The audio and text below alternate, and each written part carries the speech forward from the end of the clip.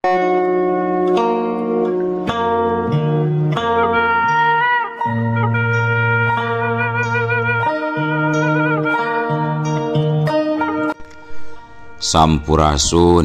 wadia balad ATE official di mana wae ayana. Alhamdulillah wa syukru ala ni'amillah kalayan diwuwuh ku qobul anu maha agung dibarengan ku pangijabah anu maha kawasa diiring ku kadeudeuh kanya Gusti anu maha suci urang ayeuna dugi kadanget ayeuna masih keneh tiasa ditepang dangukeun deui dina acara anu matuh kamemet urang sadayana nyatana dina pagelaran dongeng Sunda jejer carita Iblis Jatuh Rawarontek jilid kadua bagean anu ka genep punten ka-20 nanya pamiarsa. Ieu dongeng mangrupikeun buah karyana Cece Lasmi Indri di Palihan Bandung. Kangge Cece Lasmi ngahaturkeun rewunuhun laksa ketik kabingahan. Rehna parantos ngintunkeun naskah sakaligus ngawidian mamang kangge medar ieu dongeng dina channel ATE official ieu. Atuh sumangga kanu teu acan subrek kantun subrek heula ngarah langkung pogot sareng langkung sumanget deui ka si mamangna dina enggoning medar ieu dongengna nging hilap di like di komennya nu saseueur-seueurna lainna naon mamang masok bingah kitunya upami maosan komentar-komentar ti para wargi sadayana teh kalintang bingahna deui upami mah link video mamang ieu dipangeserkeun atanapi dipangbagikeun. Atuh ngarah teu nyangkolong tingkana waktos sumangga. Ayeuna mah urang lajengkeun deui dongeng Iblis Jatuh Rawarontek jilid kadua bagean anu ka-20. Kumaha salajengna sor cikopina parsamakna betot simbutna pagan heula tali kolorna bisi morosot merezel morozol uzel uzelan di tengah jalan tumpak dung dung tes.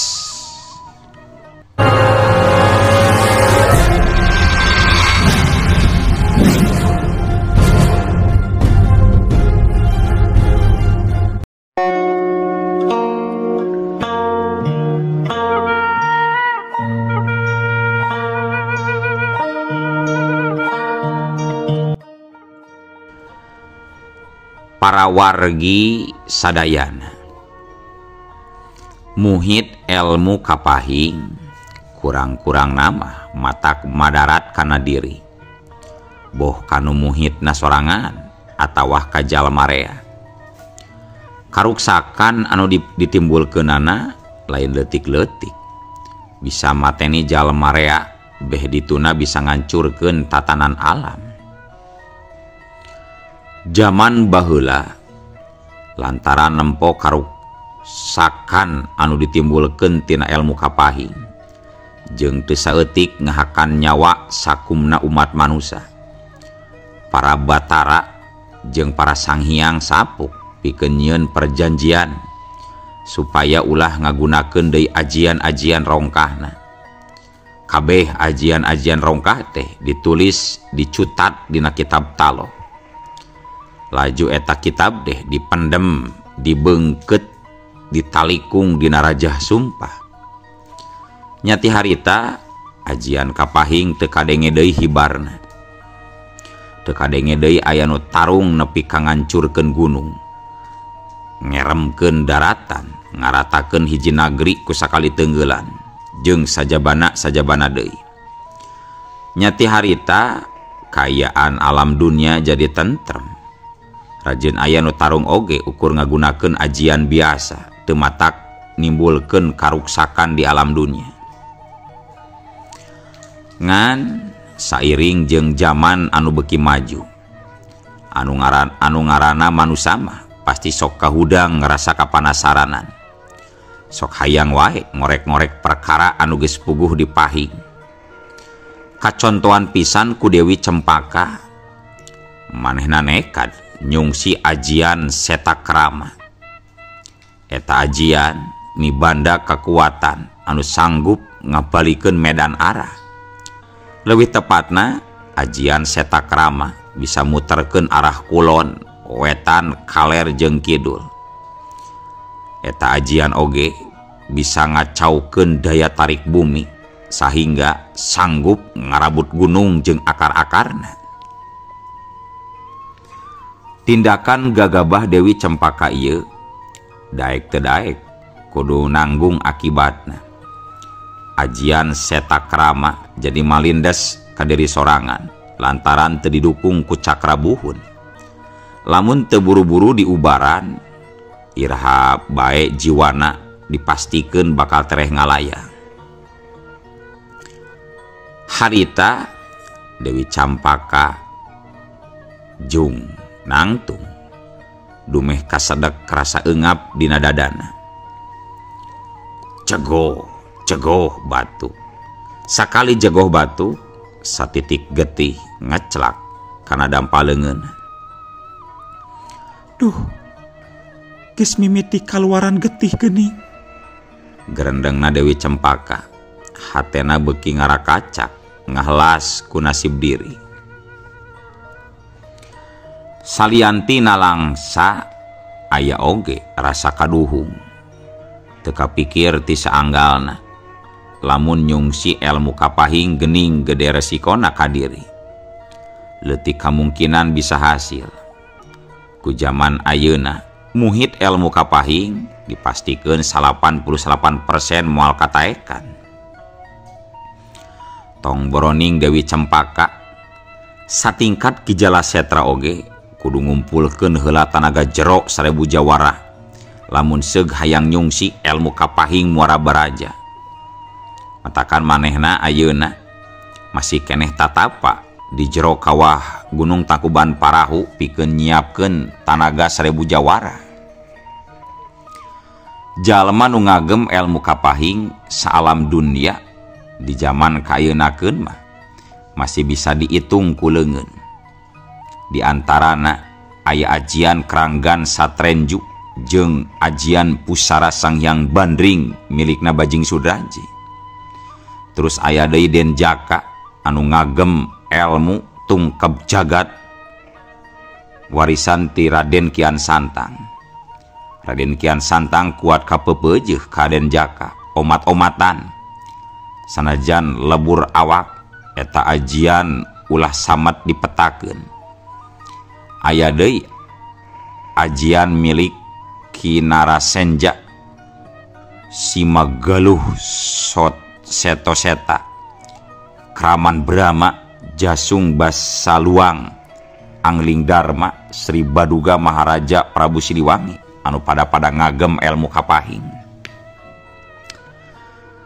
Satitik getih dina dampaleungeun Dewi Cempaka beuki ngagerih kana batin. Matak pondok harapan nah bisa atawah moal maluruh buhun sakera pikeun marabkeun kasialna ajian setakrama nu aya dina warugana Dewi Cempaka. Harita leungeun lentikna Dewi Cempaka musiwal kana saku nyokot kalung permata giok. Harita kalung ditimang-timang diilikan pinu pangharepan. Tekung silila Dewi Campaka jadi curingha. Da sabab nempo mata batu giok anu katojo ku sinar bulan ujug-ujug ngeburilak ngempraikeun sinar aneh. Barasat. Atuh panon Dewi Campaka jadi ngeburilak sairing beuki ngempraina gumilang batu giok. Gah, Dewi Campaka tanggah kaluhur. Ditenjo bulan beuki mabrak sampurna nincak dina malam ka-14 bulan purnama. Mimiti nama Dewi Campaka masih bingung. Can bisa narik kesimpulan. Ngan beuki dipikir-pikir sarta dibulak-balik merhatikeun antara bulan jeung batu giok.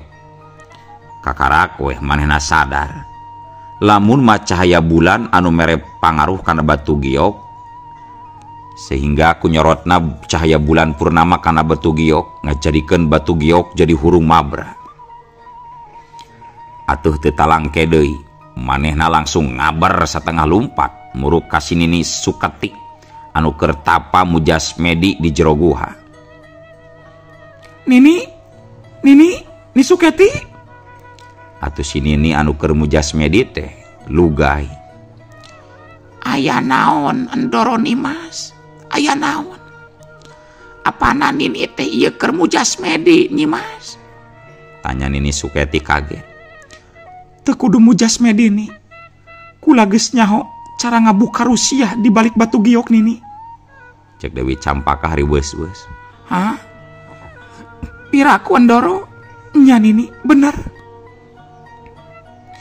Nya meunang ilapat di mana kitu Nimas? Dalah Nini anu mujasmedi oge can aya wangsit acan. Ayeuna mah teu kudu loba tatanya ni. Dijelaskeun angkewe di luar. Hayu nih. Leungeun si Nini dijewang, satengah digusur, terus dibawa keluar ti guha.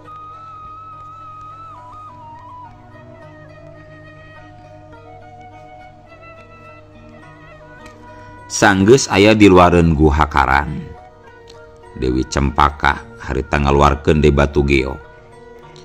Mata batu giok diarahkeun kana ngampraina cahaya bulan. Kajadianana seperti tadi. Batu giok teh laju ngagebrai nebarkeun cahaya gumilangan. Atuh Nini Suketi jadi molohok meh teu kireum, olohok tur helok. Ieu batu giok bisa jadi hurung. Sabab tetela geuning ieu teh pangaruh tina cahaya bulan purnama ni. Cek Dewi Cempaka sumringah. Teu nyangka geuning kieu carana pikeun ngabuka rusiah di balik batu giok teh. Batu giok ngempur pangaruh tina cahaya purnama. Cek Nini Suketi teu ngalihkeun matana mencerong tuluy kana batu giok. Can cukup ukur pangaruh tina cahaya purnama ni. Butuh dorongan tanaga jero sangkan ieu batu giok bisa ngaluarkeun rusiahna. Maksud Endoro Nimas kumaha? Cek si Nini kerung can ngarti. Urang duaan ayeuna kudu nyalurkeun tanaga jero kana ieu batu giok ni. Oh kitu. Nyadar atuh Nimas. Ulah diengke-engkekeun deui bisi jadi bangke. Malam purnama ayeuna kesempatan hadepikeun urang. Ulah nunggu purnama bulan hareup. Hayu nih, buru nih. Atuh harita duanana tuluy dari uksila pareup-hareup saanggang sadeupa. Batu giok disimpan di tengah-tengah. Masing-masing gerak bubuka. Campaleungeun maleber, laju nyalurkeun tanaga jero diarahkeun kana batu giok anu beukila beuki ngemprai. Wer wer wer ter ter ter ter barasa. Batu giok ngageter hebat laju ngemprai beuki gumilangan cang. Cahaya nu kaluar tina batu giok sakilas jiga katumbiri anu ngolenyai kekereuceuman. Saluareun tanaga jero beuki dipetak, saluran tanaga jero ku Nini Suketi jeung Dewi Campaka beuki dipetak dilipetkeun.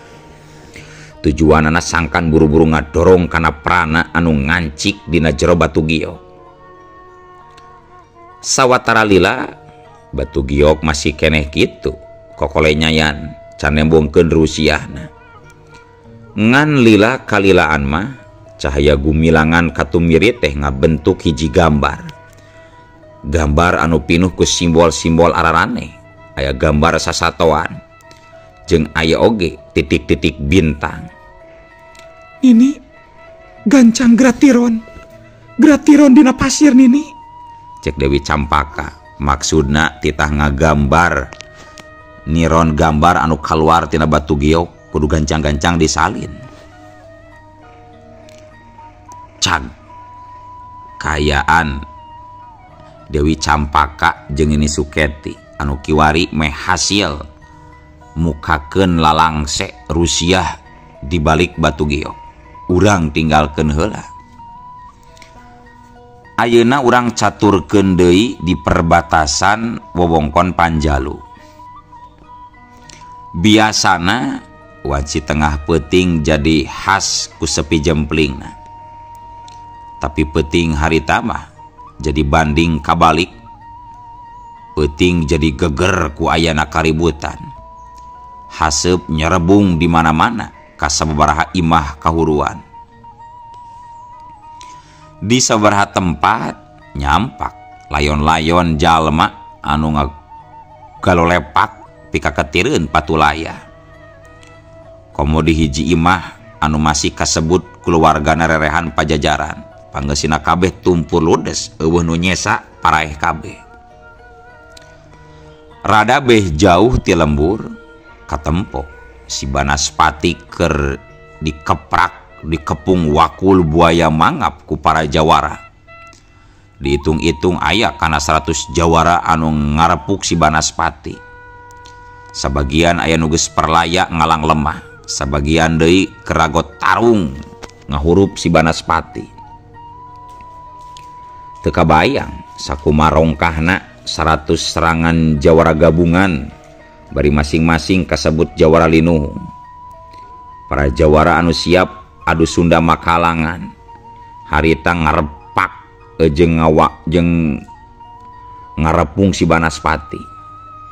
Prana-prana ajian pating barasat tenggelan sakti bebeledagan silih silep mata kihiengeun kana ceuli.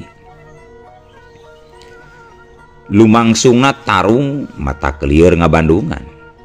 Ngan anu jelas si Banaspati anu cikeneh geus ngabantai 2 kulawarga rerehan keur pancuh di tengah kepungan 100 jawara.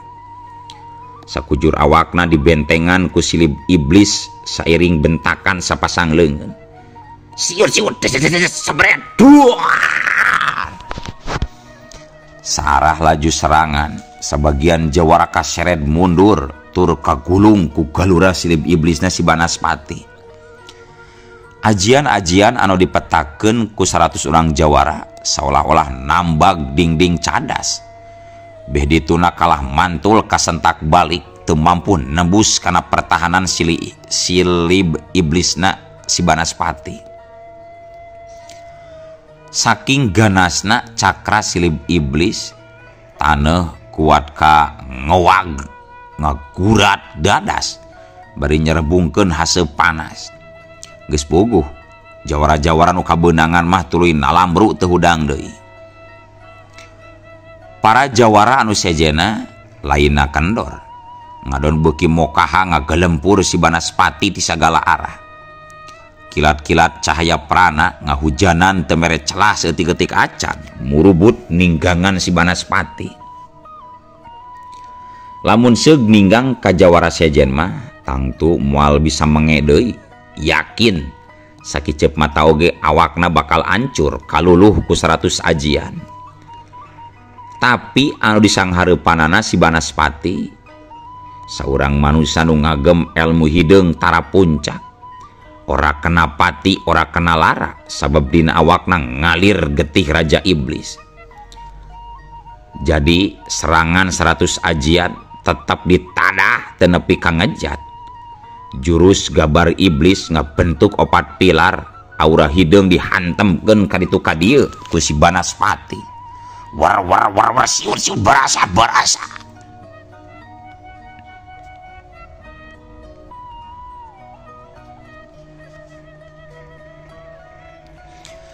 Tarung campuh antara si Banaspati jeung para jawara teu bisa disinglar deui.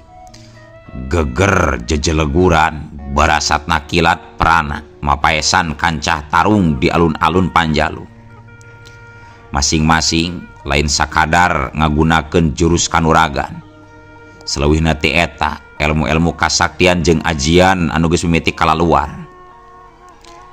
Aya kana 50 urang jawara kahot angkiran ti saban daerah pada ngahurup si Banaspati. Gabungan serangan para jawara anu geus moyan. Tinangtu lain ancaman jore-jore pikeun lawan. Tenggelan-tenggelan sakti, serangan perana jarak jauh, ilmu papat unsur ngagulung nuju si Banaspati anu siap jadi samsap serangan 50 urang jawara kahot. Cek hitungan lumangsungna tarung memang teu saimbang, hiji lawan 50. Ngan teu kituna si Banaspati anu keur diamuk ku para jawara lain jalma biasa, lain pangkat jawara ilahar deui, geus lain manusia tulen 100%. Si Banaspati geus manjing setengah iblis, setengah jiwana katitisan raja iblis. Sagala pangandiwasana aya di saluhureun para jawara anu keur nyerangna. Jiwa si Banaspati ora kena pati, ora kena lara, tong borok ku jalma biasa. Dalah Prabu Siliwangi sorangan can sanggup ngalajiwa si Banaspati, ngan ukur bisa ngalumpuhkeun sarta dikurung di hiji guha. 1000 matana si Banaspati bisa nangkap setiap serangan ti 1000 arah. Kakarak metakeun pilar gabar iblis, serangan para jawara narambag eueuh nu tembus. Samala sabagian nalambru eleh jajaten. Borasat dua.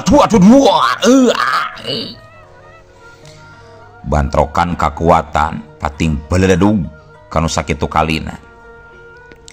Si Banaspati tetep pancuh na tangtungan sinanding pilar cakra silib iblis na sakujur awak.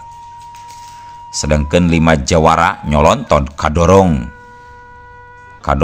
tarik bari pada ngalalai getih na juru bibirna. Edan nasah ieu manggruk deui, jelema atawa jurig euy, asa teu kaharti masih bisa ngalawan sakitu dihurup ku para jawara angkiran sakieu lobana euy. Cek saurang jawara kaheranan. Cek pikirna jawara angkiran anu daratang ka Panjalu lain jawara ata-ata. Nu daratang ka Panjalu teh hampir kabeh geus pada moyan asak pangalaman. Lamun kakuatanana digabung, yakin bakal ngabentuk hiji galura kakuatan anu kacidarongkahna. Tapi si Banaspati nu jadi sasaran serangan, katempona asa enteng nakar dina ngayonanana. Beh dituna malah si Banaspati mampu sanggup ngaleled nyerang balik ka musuhna anu pabalata. Cacap nyarita awak si jawara semuru manggieung bakat ku karasa lieur sirahna. Leungeunna ngageter hebat, ambekana renghap ranjug kasadak eungap dina jero dada. Nilik dadegan kaciri eta jalma kaasup golongan jawara wetan. Panona terus mencrong ka pakalangan, can wakahayang nuluykeun deui ancrup tarung. Dumeh aya rasa jerih satu tas nempo pangandiwasa si Banaspati anu mampu ngadaligdegeun dirina. Bener Ki Arum, kula oge ham-ham, nah eta mangkluk teh jelema atawa jurig hebat-hebat teuing pangandiwasana Ki Arum. Cek saurang jawara sejen ngabenerkeun. Eta jawara oge katempo rada leungit kasaimbangan badana, kulit dadana beureum geuneuk semu ngembul. Ki Arum ngareret kanu cikene nyarita. Ki Sarwo, kula yakin eta mangkluk lain manusia.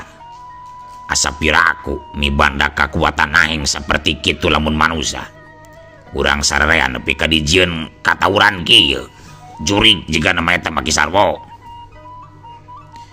Cuy, paingan atuh pupuh gempungan ngangkir para jawara saban daerah pikeun nyerak jalma anu geus ngabina sarerehan Siliwangi.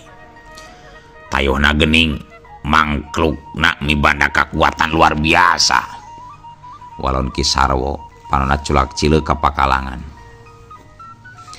Ke Ari murid nasi Dewa Pedang Jalakumpai ka mana ye? Nah asa teka tempo ilu biung ancur ka pakalangan euy. Asa kaingetan meureun Ki Arum rurat reret ka kancah tarung. Merhatikeun saurang-urangna jawara nah bener Rubaya Lembulawe murid si Pedang Jalakumpai eueuh di dinya. Da memangnya Rubaya Lembulawe teu kasampak aya di pakalangan. Teu milu ancrub gabung ngahurup si Banaspati. Bener euy, eueuh. Nah ka mana si Rubaya Lembulawe cenah? Nah manehna teu apal kitu aya kageruhan di alun-alun Panjalu. Panon Ki Arum beuki rorat reret merhatikeun sakuring bungking alun-alun. Bisi kaliwat teu katempo, tapi weleh geus ditingali ka ditu ka dieu Rubaya Lembulawe teu katempo aya di dinya. Kumaha eta jalma teh cenah? Asa piraku teu apal aya kaributan di alun-alun. Lamun matea manehna teu paduli kana ieu kajadian, asa kacida ta eta si Rubaya Lembulawe euy. Ceuk Ki Sarwo manghanjeleukeun. Heueuh. Padahal mun aya manehna mah di dieu, kajadian teh moal parah kieu euy. Manehna kasebut jawara nomor 1 Pandita Tarwetan mah selaku murid tunggalna si Dewa Pedang Jalakumpai, pawaris ilmu pedang dewa, jurus pedang jisang. Tangtu seeutik gedena bisa nandingan eta mangkluk anu katisan iblis euy. Kaluhna Ki Arum. Sedengkeun jalma anu keur diomongkeunana nyatana Rubaya Lembulawe. Harita teh kasampak keur aya di tempat anu rada anggang di alun-alun Panyalu. Digigireunana dibaturan ku saurang jawara. Harita duanana keur narangtung nyawang ka jauh ka alun-alun anu brubrai ku cahaya prana. Rubaya, nah anjeun teu hayang milu ancrub jeung para jawara pikeun nyerak jalma anu geus ngageger kederean Siliwangi? Tanya nu saurang baturna. Rubaya Lembulawe teu waka ngawalon. Anggur panona terus mencrong karena brubraina cahaya di alun-alun. Rubaya, pindo baturna. Kula datang ka dieu lain rek nguruskeun hal anu lain-lain. Kula datang ka dieu angkiran Sunda Makalangan. Kula datang ka dieu karena si Andewi murid Dewi Pedang Laraspati. Salianti kula hayang ngarebut kalung giok. Kula oge hayang ngajajal ilmu pedang si Andewi. Hayang ngajajal ilmu kilat sabda jiwa jurus pamungkas tina pedang kilat maya. Sarta kula hayang ngajajal supata jaran sukma jurus pamungkasna ilmu pedang bayangan sukma. Cek Rubaya bari anggar tengalihkeun teteupan. Girigna Rubaya datang ka Panjalu jelas pikeun nohonan angkiran secara acara gempungan Sunda Makalangan, lain pikeun nutaskeun si Banaspati. Manehna datang ke Pasundan hayang ngarebut tahta sahanu bakal jadi jawara nomor wahid sanusantara. Tur tah hayang ngarebut kalung giok permata giok anu aya di leungeun Andewi. Pikeun dirina taya alesan nguruskeun perkara sejen. Teu hayang ngiceunan tanaga teu pupuguh. Ongkoh ngarurugi sorangan lamun teh mah ngadon sibuk nguruskeun hal sejen nu akhirna maksud utama jadi kabolai. Kitu nu aya dina hate Rubaya Lembulawe. Nya soal Sunda Makalangan memang eta maksud utama Rubaya. Sararea datang ka dieu pan ku ayana acara Sunda Makalangan. Tapi nyang hareupan kayan genting kieu hampir kabeh pada kahudang rasa bumelana kompak pada mantuan karepet rerehan Siliwangi anu keur katebar pati. Nah anjeun moal malire Rubaya, cek baturna nganahakeun. Rubaya lembu lawe teu nembalan. Teutepanana dialihkeun kana leungeun katuhuna. Merhatikeun ngelengna urat ngagalengna urat nadi, di mana dina urat nadi eta pedang jisang disimpen. Hiji pedang kabuyutan anu ngandung kasaktian kasta dewa. Jenisna lain pedang wajah dohir, lain pedang perana, lain pedang angin seuneu atau nu sajena. Pedang jisang sajenis pedang arwah hiji-hijina nu aya di alam dunia, hasil olah tatapa 7 para resi di zaman baheula, di zaman samemeh ngadegna kerajaan Galuh. 7 kekuatan para resi digabung dihijikeun sarta ditempa jadi hiji pedang linuhung. Salain ngalebur kekuatan, 7 resi oge ngaleburkeun jiwana. Jadi satutasna kitu raga para resi jadi kosong tayaroh. Cek istilah ayeuna mah moksa diri. Ngan soal moksa masih jadi perdebatan nepi ka zaman kiwari. Aya nu percaya aya nu henteu. Eta mah kumaha prinsip pribadina masing-masing we ulah jadi matak parasea. Ngan kulantaran waktuna tos teu nyekapan cag urang ecageun heula we ieu dongeng teh dugi ka dieu. Insyaallah enjing pageto baris dilajengkeun deui. Atuh ku kitu ku kieuna mamang sajamit mungkur amit mundur ti payuneun para wargi sadayana. Hayu ah. Assalamualaikum warahmatullahi wabarakatuh.